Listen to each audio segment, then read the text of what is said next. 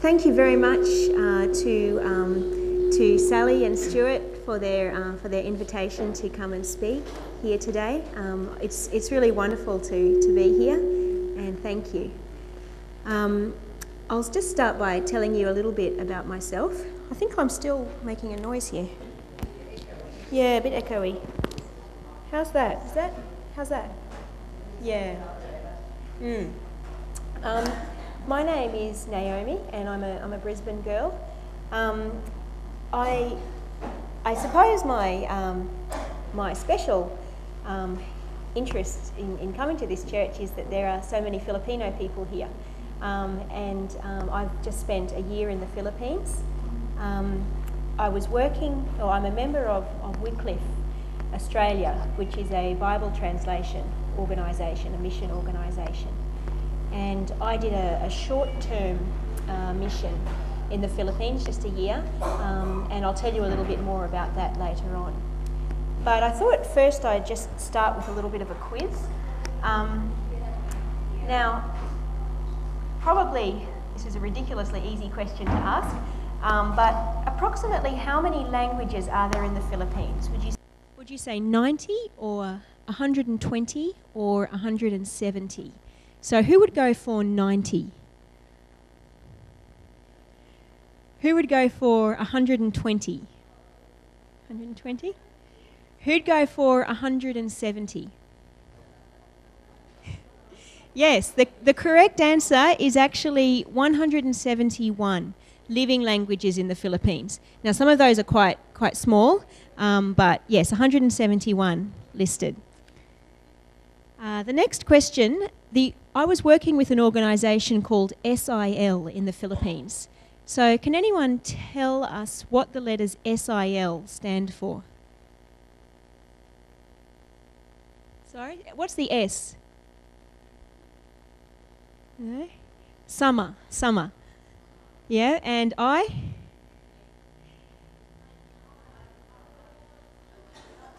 Institute. So Summer Institute, and the L? Language, close? Not learning, close? Linguistics. The Summer Institute of Linguistics. And the Summer Institute of Linguistics is an organisation which serves language groups, especially minority language groups, and working with linguistics and translation work. Now, next question. When did SIL start working in the Philippines? Would you say 1923, 1953, or 1983? 1983? No? No? 1953. So they've been working in the Philippines for more than 50 years. And how many languages has SIL done work in the Philippines? No. So would you say around 50? Would you say around 90 or around 140? Remember that there's 170 languages in the Philippines. So would you say around 50, around 90, or around 140? 90, yes, about 90. About 93 languages. So let me tell you a little about SIL. They have a special working relationship with the DepEd in the Philippines, and they work to serve the people of the Philippines, SIL Philippines. They work to serve the people of the Philippines, especially the minority language groups. They work in linguistics, so the study of languages, and they research languages, they document languages, they create grammatical descriptions of languages. So that's one area of their work. A very important part of their work is translation, and in particular translating the Bible.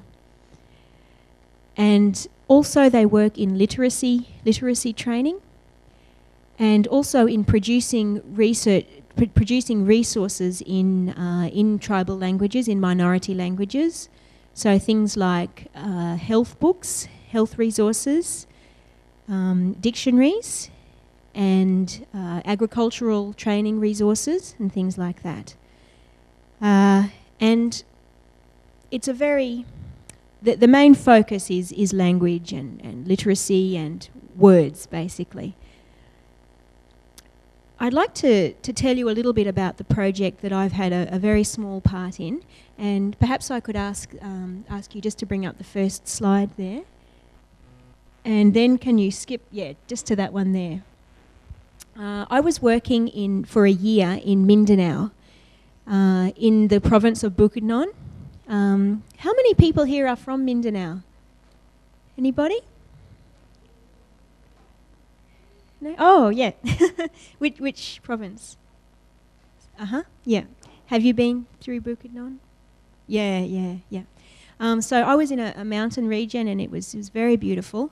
I was working with the Matig Salug Manobo group there, and there was a translation project that had been there for a very long time, for 20 years plus, and just coming to the end.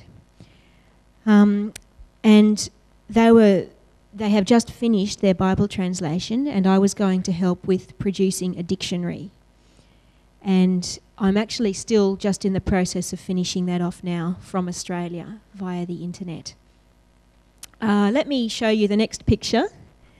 This is a picture of male and female dancing, the Matig Salug dancing. It's really beautiful to watch, and beautiful costumes. And let me just, if I could have the next picture. This is a picture of Sanuda. In my first few weeks there, we went on this mountain climb, which, wow, it was quite tiring, but we had an amazing view of Sanuda, which is the town where I was living.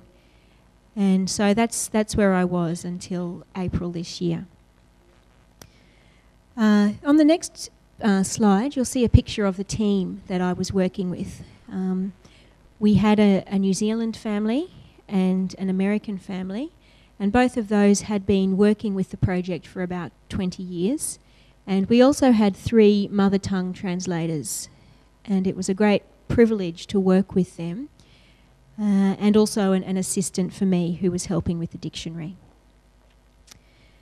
We worked with the Matig Salug Language Christian Association, or MLCA. You'll see a picture of that on the next slide.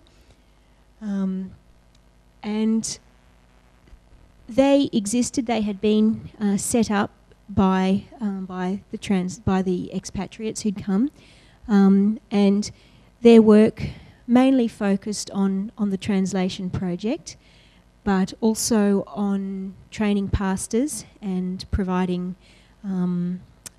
also events that encouraged Matig Salug people to express their culture. They had a talent night with the Matig Salug dancing and singing and things like that as well. They also produced health books, and I hope that as I show you these things, it will just give you a picture of the kind of thing that SIL does in the Philippines and in many languages around the world. So this is one of the health books which they help to produce, and giving people the opportunity to learn more about some good health practice. Another part, and I guess the focus of their work was the translation project. And you'll see on the next slide a picture of our 3 mother tongue translators. And it was wonderful to work with a team who the expatriates who came in said, well, we're not native speakers of Matig Salug. You know, we will never be able to really produce Matig Salug language, which is perfect. And so they had Matig Salug speakers.